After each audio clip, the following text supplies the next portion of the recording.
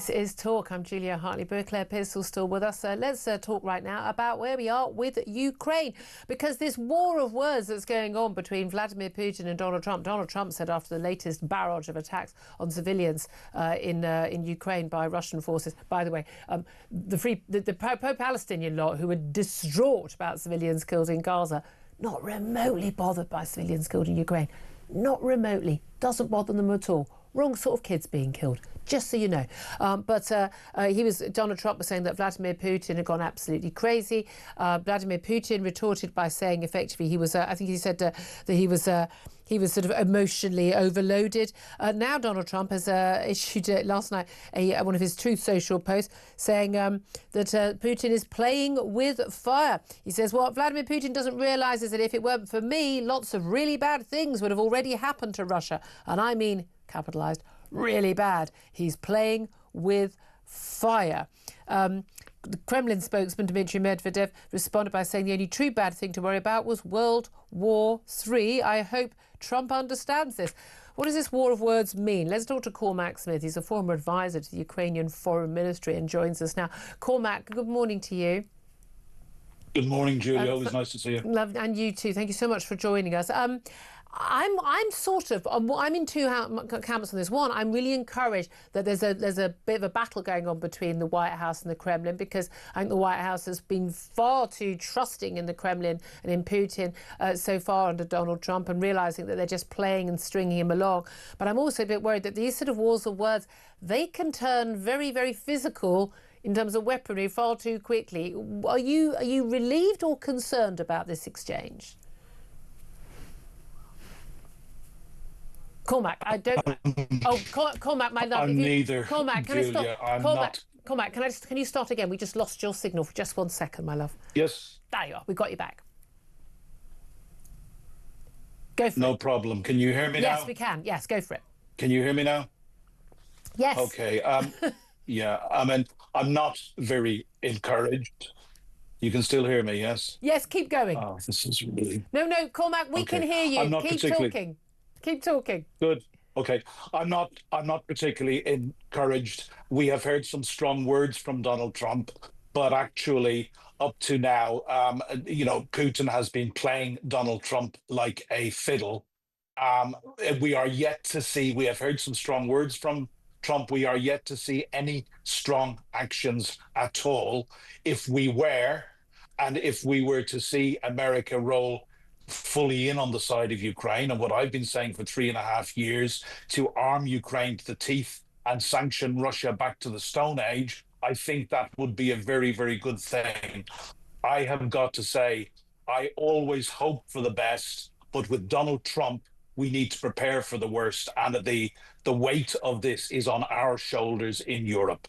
Absolutely. I couldn't agree with you more on all of that. And that's the thing. With Donald Trump, things can be so predictable. And we talked about it for the last few weeks. He could turn on a dime and suddenly realise, yeah, he's being taken as a mug by Vladimir Putin, which he is being. I mean, he's a laughing stock for the way he's trusting in Vladimir Putin. But the moment he wakes up to that, he could just change policy immediately. But he's also talked about how this is Zelensky's war, it's Putin's war, it's Biden's war. It's not America's war. There is the concern that he goes, I can't get all the credit for bringing peace, so I'm just going to walk away and take my weapons with me. And it's all very well saying it's Europe's war, and my God, we need to step up. Do we have the ability to step up and keep Ukraine fighting? Well, I think we do, and there are a number of important markers. Up to recently, the United States was providing about 40% of the weapons which Ukraine uses, and the other 60% was being provided equally by Europe and Ukraine. Now, one of the very encouraging things that we're hearing about is Ukraine are developing their own armaments industry very fast. Europe is stepping up, and we've heard some very strong words from Friedrich Merz recently in particular. But I have said we should have put our industries on a war footing 3 years ago. Yeah. We started to do this last year, and we're still not doing it fast enough, Julia. No, But I do believe At the end of the day, it's all on our shoulders in the West. Yeah, And when I indeed. say in the West, I mean in Europe. Absolutely. And again, I've never understood why we think the taxpayers of the United States should be funding our defence. You'd think that the worry about a war in Europe, the clue might have been when there was a war in Europe, that they might have actually thought it was a possibility. There's been a lot of concern, hasn't there?